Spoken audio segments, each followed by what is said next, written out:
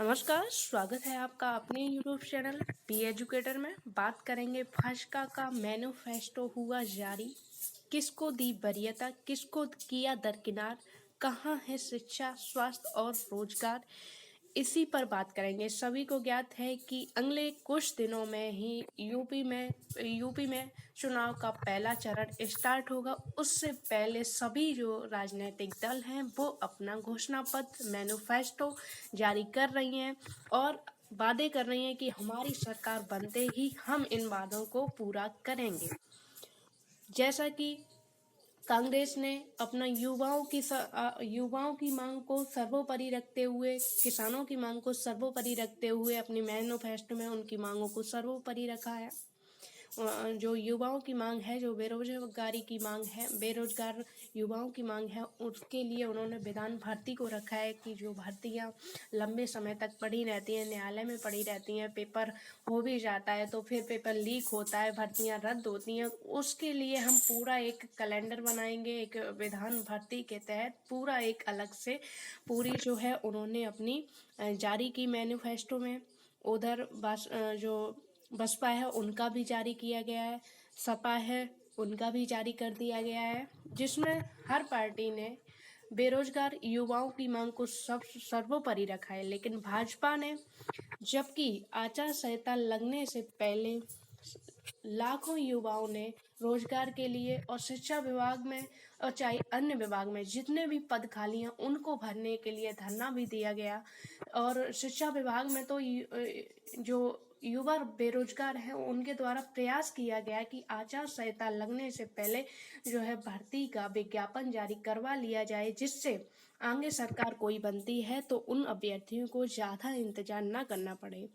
एक जो है युवाओं की भारी मत में जो डिमांड थी, बहुत बड़ी संख्या में जो डिमांड थी, उसको जो है नज़रअंदाज करते हुए और चीज़ों को मैनिफेस्टो में रखना कहीं ना कहीं भाजपा के अहंकार को दर्शाता है कि जो युवाओं की, बेरोजगारों की मांग है भर्ती और रिक्त पद विभाग में जितने भी खाली उनको भरने के लिए, उस चीज़ को कहीं भी नहीं रखा गया और चीज़ों को जो है वरीयता दी गई। तो आप सभी लोगों को इंतज़ार होगा और होना भी चाहिए, क्योंकि इलेक्शन टाइम है तो जो भी युवा हैं वो सबसे पहले अपनी मांगों को देखना चाहते हैं कि किसी भी पार्टी का मैनिफेस्टो जारी हो तो उनकी मांगों को रखा जाए। उनकी मांग है कि रोजगार विभागों में जो रिक्त पद पड़े उनको, और जो लंबे समय से जो भर्तियां पेंडिंग में पड़ी रहती है, न्यायालय के चक्कर में पड़ी रहती है और जो एग्जाम लीक होते, इन सभी से निजात मिले और जो सरकार है वो सही ढंग से सुचारू रूप से परीक्षाएं करवाए और शिक्षा और स्वास्थ्य को आगे बढ़ाए। इसकी उम्मीद हर युवा को होती है, जो कि बीजेपी के जो मैनिफेस्टो में वो कहीं नहीं नजर आ रहा है। एक नज़र हम पहले डिटेल से उस मैनिफेस्टो को पढ़ेंगे, उसके बाद थोड़ा चर्चा करेंगे इस पर। तो जैसा आप लोग देख पा रहे हो, लोक कल्याण संकल्प पत्र 2022, यूपी फिर मांगे भाजपा सरकार। जैसा कि आप लोग देख पा रहे हो, माननीय मुख्यमंत्री का संदेश, भाजपा प्रदेश अध्यक्ष का संदेश, ये तो सारा बहुत कुछ डिटेल में दिया है। जो मेन पॉइंट है उनको देखेंगे हम कि क्या क्या जो है इसमें रखा गया है। यूपी नंबर 1 के लिए भाजपा का संकल्प पत्र, समृद्ध कृषि क्षेत्र से जितने भी हैं वो भी दिए गए हैं। सशक्त नारी के लिए यहाँ है सुगम शिक्षा।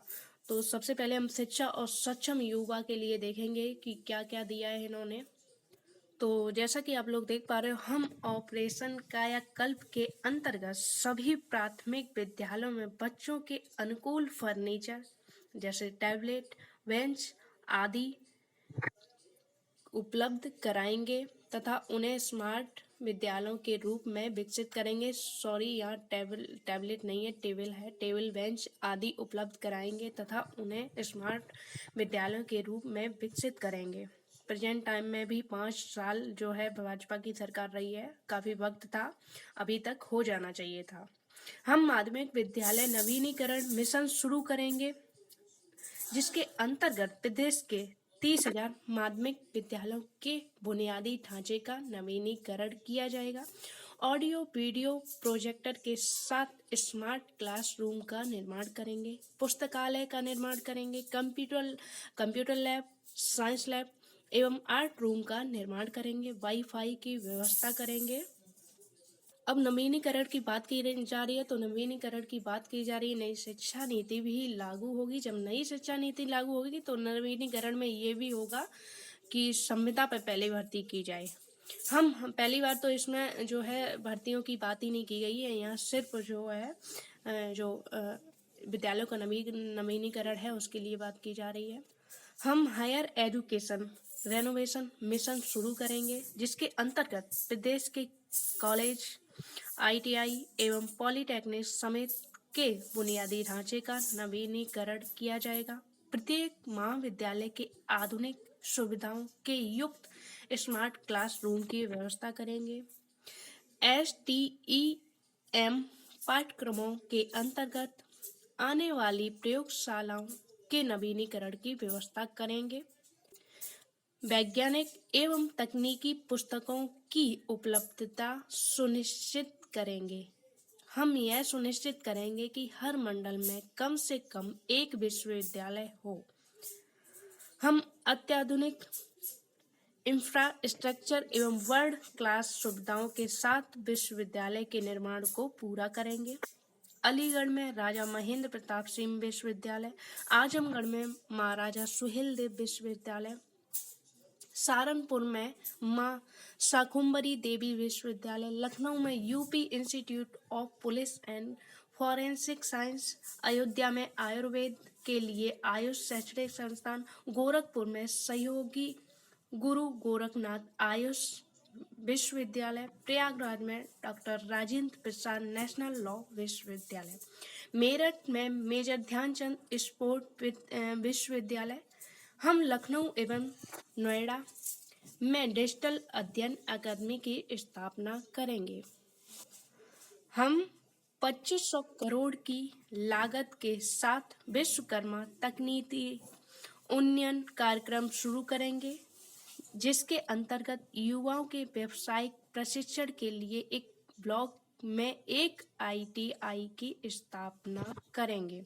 हम सभी महापुरुषों तथा स्वतंत्रता संग्राम सेनानियों की जीवन गाथाओं को शैक्षणिक पाठ्यक्रम में शामिल करेंगे।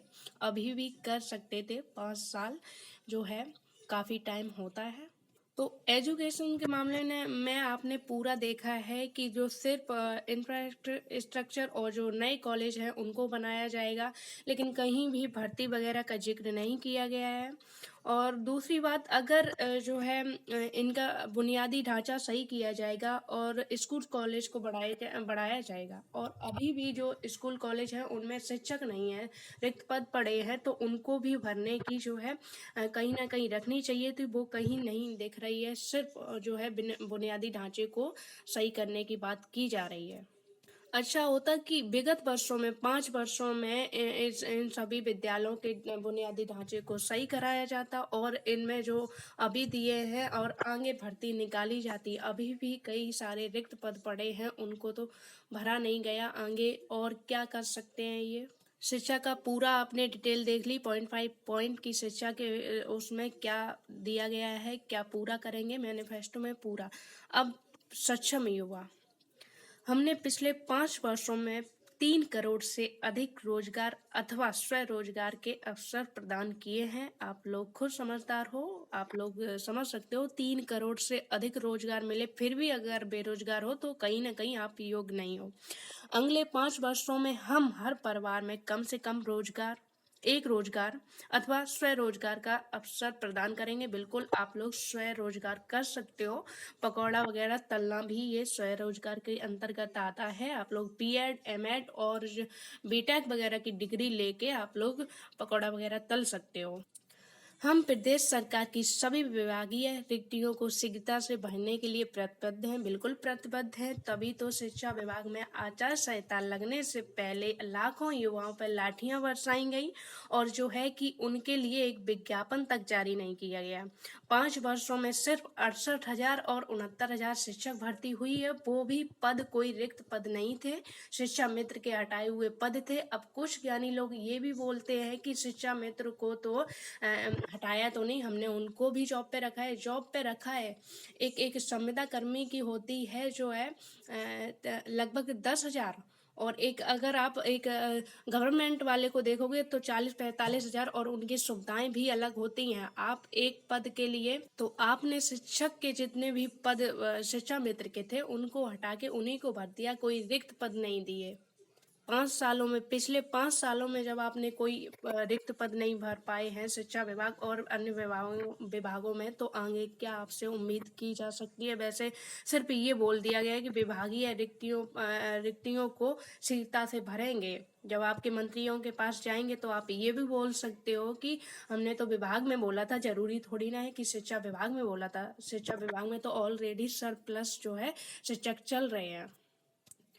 हम इच्छुक युवाओं को अभ्युदय योजना के अंतर्गत UPSC, UPPSC, NDA, CDS, JEE, N, IIT, टीआईटी, क्लैट एवं अन्य प्रतियोगी परीक्षाओं के लिए मुफ्त कोचिंग जो है प्रदान करेंगे। हम स्वामी विवेकानंद युवा सशक्तिकरण योजना के अंतर्गत 2 करोड़ टैबलेट अथवा स्मार्टफोन वितरित करेंगे। ये जो है ये पॉइंट पिछली बार भी इनके मैनिफेस्टो में जारी हुआ था।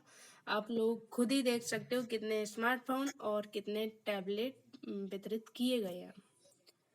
हम मेजर ध्यानचंद खेल इंफ्रास्ट्रक्चर मिशन शुरू करेंगे, जिसके अंतर्गत सरकारी स्कूलों एवं कॉलेजों समेत पूरे प्रदेश में खेल इंफ्रास्ट्रक्चर का निर्माण एवं नवीनीकरण करेंगे। हम सभी सरकारी खेल प्रशिक्षण अकादमियों में प्रशिक्षित प्रत्येक खिलाड़ी को मुफ्त स्पोर्ट किट एवं उपकरण वितरित करेंगे। हम प्रत्येक ग्राम पंचायत में जिम एवं खेल मैदान स्थापित करेंगे। हम हर ब्लॉक में क्रिकेट प्रशिक्षण की व्यवस्था करेंगे। साथ ही प्रदेश में विभिन्न खेलों के लिए अकादमी की स्थापना करेंगे। हम खिलाड़ियों की वित्तीय सहायता उपलब्ध कराएंगे। हम स्कूल और कॉलेज स्तर पर योग शिक्षकों की भर्ती समयबद्ध तरीके से पूर्ण करेंगे। हम मिशन 0 की शुरुआत करेंगे, जिसके अंतर्गत dengue, malaria, typhoid, pneumonia, Zika virus, जापानी इंसेफेलाइटिस एवं काला ज्वर होना चाहिए जैसे वेक्टर बॉर्न बीमारियों को मिटाने की पहल करेंगे। हम अत्याधुनिक लाइफ सपोर्ट सुविधा से लैस एम्बुलेंस की संख्या को दोगुना करेंगे। हम प्रत्येक जिले में डायलिसिस केंद्र स्थापित करेंगे, किडनी रोगियों को लाभ पहुंचाएंगे। हम प्रदेश में MBBS जैसे मेडिकल पाठ्यक्रमों के लिए सीटों की संख्या को दोगुना करेंगे। हम 6,000 डॉक्टरों एवं 10,000 पैरामेडिकल स्टाफ की नियुक्ति शीघ्र करेंगे। हम प्रदेश में जन औषधि केंद्र के नेटवर्क का विस्तार कर सभी नागरिकों को कम कीमत में जरूरी दवाइयां उपलब्ध कराएंगे। हम 2025 तक प्रदेश को टीबी मुक्त बनाएंगे। 2025 इनके जो है अगर देख लिया जाए तो लास्ट जो इनका टारगेट था वो 2022 में था कि यूपी सरकार का क्या स्लोगन है कि 2022 तक टीबी मुक्त जो है प्रदेश होना चाहिए। अब इनका 2025 हो गया है। तो आप लोगों ने बीजेपी का मैनिफेस्टो अच्छे से समझ लिया होगा, अच्छे से जो है देखा होगा। शायद है कि आपको पूरा मैनिफेस्टो आपके पास होगा भी, तो और आपने देख भी लिया है। तो अब आपको सोचना है कि आपको क्या चाहिए। आपको रोजगार चाहिए या फिर आपको जो है स्वरोजगार चाहिए या फिर आपको खुद से ही पकौड़े तलने हैं, कढ़ाई जो है लेनी है, सिलेंडर लेने हैं, वो चीज़ आपको तय करनी है। वैसे जो उम्मीद भी यही थी कि रोजगार की कहीं बात नहीं होगी, सिर्फ जो है एक जो है झूठा पत्र और वो जारी किया जाएगा, वो किया गया। आचार संहिता लगने से पहले लाखों अभ्यर्थियों ने, सिर्फ शिक्षा विभाग के नहीं, अन्य विभाग के जो अभ्यर्थी हैं वो भी पीड़ित हैं, चाहे वो किसी भी विभाग से संबंधित हों, उसमें भी रिक्तियां पड़ी हैं और सालों से जो है रिजल्ट नहीं आते हैं, और रिजल्ट आ भी जाए तो वो न्यायालय की शरण में भर्तियां पड़ी रहती हैं। तो भाजपा सरकार के पास कुछ जो मजबूत और महत्वपूर्ण बिंदु थे उनको तो इन्होंने शामिल ही नहीं किया है। जबकि आचार संहिता लगने से पहले 97,000 शिक्षक भर्ती को लेके विज्ञापन भी दिया गया कि इसको अगर या तो आचार संहिता लगने से पहले भर्ती का जो है विज्ञापन जारी कर दिया जाए, या फिर जब भी इनका मैनिफेस्टो जारी हो तो इसमें इसको रखा जाए, जो कि कहीं ना कहीं नहीं इसमें दिख रहा है। तो इस चीज से आप लोग अंदाजा लगा सकते हो कि जो वर्तमान सरकार है उनके लिए जो बेरोजगारी का मुद्दा, जो भर्तियों का मुद्दा, जो रोजगार का मुद्दा, वो कहीं नहीं है। वो स्वरोजगार को जो है सपोर्ट करते हैं, वो जो है मनरेगा को सपोर्ट करेंगे, वो 10-20 हजार पर जो संविदा है उसको सपोर्ट करते हैं, और अन्य विभागों में जो सरकारी जो गवर्नमेंट जॉब है उनको सपोर्ट नहीं करते हैं। इसीलिए उन्होंने इसको कहीं भी जो है नहीं रखा है, कहीं भी वरीयता नहीं दी है। उनको पता है कि उनका ज़्यादातर वोटर जो है वो शायद ग्रामीण क्षेत्र से बिलोंग करता है, ग्रामीण क्षेत्र से जुड़ा हुआ है, तो उन्हें राशन चाहिए, उन्हें सिलेंडर चाहिए, उनका काम जो है इसी में हो जाएगा। आप लोग युवा हो, बेरोजगार हो, आप लोग लाखों की संख्या में हो, कितना भी हो, आप लोग चाहे लाठियां खाओ, चाहे कुछ भी करो, लेकिन उनके नज़र में आपका मुद्दा जीरो है, कोई आपका मुद्दा ही नहीं है। बेरोजगारी तो कोई मुद्दा ही नहीं है, मुद्दा है स्वरोजगार। स्वयं कमाओ, स्वयं खाओ, कहीं भी आप ठेला लगा लो, पानी पूरी का लगा लो, किसी का पकौड़े का लगा लो, आपका इतना जो है होता रहेगा कि आपका, तो कहीं ना कहीं जो वर्तमान सरकार है उसका ये अहंकार ही दिख रहा है कि युवा और बेरोजगारों की जो मांग है उनके लिए कोई मायने नहीं रखती है। उनके लिए मायने रखता है कि जो ग्रामीण क्षेत्र से जो उतने पढ़े लिखे लोग नहीं हैं, जो भर्तियों के लिए फाइट नहीं करते हैं, जो किसी में जो है फॉर्म नहीं डालते हैं, वो वोट उनके लिए ज़्यादा मायने रखता है। तभी उन लोगों की जो है मांग को रखा है, और युवा बेरोजगार जो सालों साल तैयारी करते हैं, जो भर्तियों के चक्कर में अपने जो है अपने जीवन के सुनहरे काल को यूं ही गंवा देते हैं, उनकी मांगों को इन्होंने इग्नोर किया है, क्योंकि उनकी मांगे जो है कोई मांगे ही नहीं है इनकी नज़र में। तो डिसाइड आप सभी को करना है कि आपने जो इतने टाइम से जो संघर्ष किया है, जो मेहनत की है, उसके लिए आपको सरकारी नौकरी चाहिए, या फिर आपको पकौड़े तलने हैं, या फिर आपका अन्य मुद्दों से काम चल जाएगा। उम्मीद है वीडियो में दी गई जानकारी से आप संतुष्ट होंगे। जुड़े रहिए चैनल से। धन्यवाद।